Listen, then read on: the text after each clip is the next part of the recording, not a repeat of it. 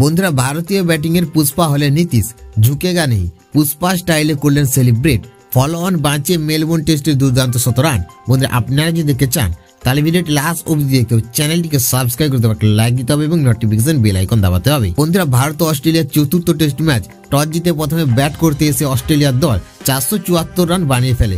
ভারতের বিরুদ্ধে back to back 100 run হাঁকালেন স্টিভ স্মিথ। 140 রানের অসাধারণ ইনিংস খেলেন তিনি।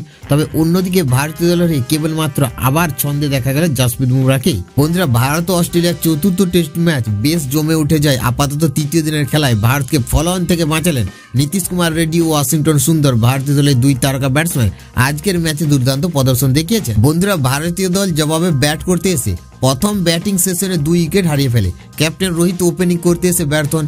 এরপর কেএল রাহুল নিজের উইকেট হারিয়ে ফেলেন। বন্ধুরা ভারতীয় দলের সর্বাধিক 82 রানের ইনিংস খেলেন যশস্বী জসওয়াল। বিরাট কোহলি শুরুতে ছন্দে দেখালো 36 রানে প্যাভিলিয়নে ফেরেন। গতকাল 5 উইকেট হারিয়ে ফেলেন টিম ইন্ডিয়া।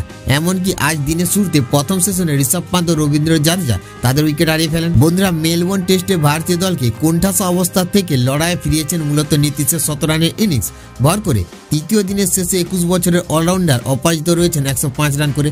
তার 176 বলের ইনিংস রয়েছেন 10টি 4 ও 1টি ছক্কা। মাঠে নেমে অযথা ঝুঁকি নেননি, বল বুঝে খেলেছেন, প্রয়োজনে রক্ষণও করেছেন, আবার আগ্রাসীও করেছেন। অস্ট্রেলিয়ার বোলারদের অযথা সিমিহ করেননি, তাতে পাল্টা লড়াই পৌঁছে দিতে পেরেছেন প্রতিপক্ষ শিবিরে। বন্ধুরা তেমনই তার উচ্ছ্বাস প্রকাশের ধরন আলোড়ন তৈরি করেছে ক্রিকেট প্রেমীদের মধ্যে।